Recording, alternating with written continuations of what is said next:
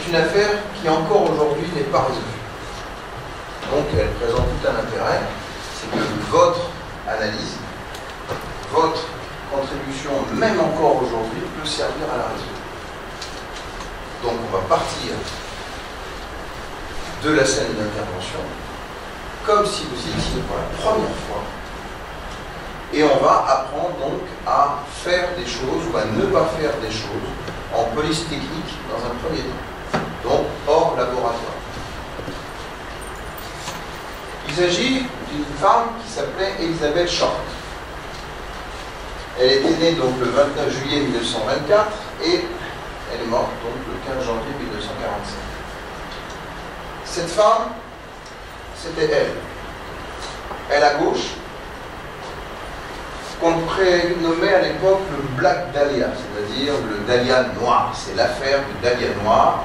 Vous pourrez facilement la retrouver sur Internet si d'aventure vous voulez prolonger l'histoire après le cours.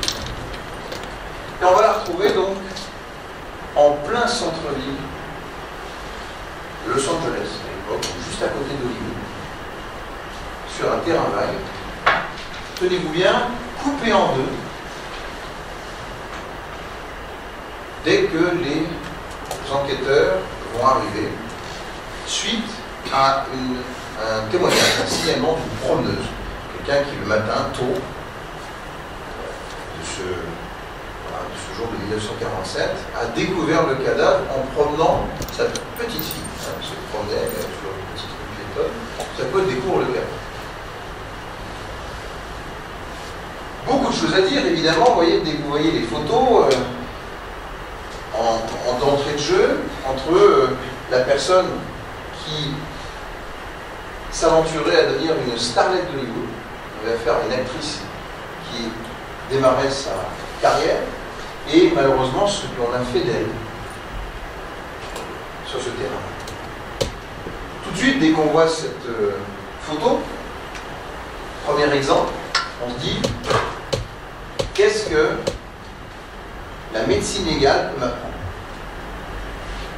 C'est-à-dire, la médecine, ça veut dire quels coups, imaginons, ont été portés manifestement à ce visage. Est-ce que, par exemple, ces coups sont antémortels, avant la mort? Quels sont les coups qui sont périmortels, pendant l'agression, jusqu'à ce que le mort s'ensuive? Ou qu'est-ce qui a été post-mortem, après la mort? Vous suivez? Donc déjà, par séquence temporelle, il est très important de savoir à quel type de blessure, ayant ou non causé la mort, sont intervenus sur ces victimes. Pourquoi, d'après vous, c'est important? J'écoute. Pourquoi c'est important de savoir qu'est-ce qui lui est arrivé comme blessure antémortelle, périmortelle ou post-mortelle? De manière générale, peut-être commençons tout simplement les blessures. Pourquoi c'est utile? J'écoute. Oui. C'est pour un peu connaître le mobile de l'agresseur. Exactement. Si on sait par exemple que antémortem, c'est l'essentiel de ce qui s'est joué. C'est-à-dire qu'on a la